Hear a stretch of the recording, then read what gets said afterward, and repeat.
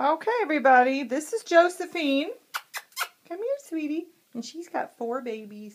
The babies don't look anything like her. They're like smooth coat, who knows, maybe mixed with Chihuahua or something.